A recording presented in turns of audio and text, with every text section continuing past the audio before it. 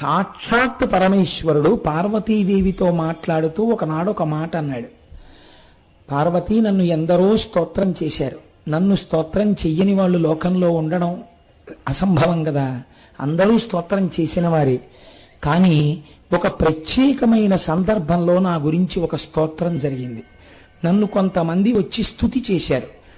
ఆ చేయబడినటువంటి స్తుతిలో ఒక్క శ్లోకం కాని, ఆ శ్లోకం రాకపోతే అర్ధశ్లోకం కాని, అర్ధశ్లోకం కూడా రాకపోతే ఒక్క పాదం కాని, ఒక పాదం కూడా రాకపోతే ఒక్క మాట కాని, ఒక మాట కూడా రాకపోతే ఆ రోజున అది వేడం కాని చేసినటువంటి వాళ్ళకి నేను నా అనుగ్రహాన్ని వర్షిస్తానని చెప్పాడు.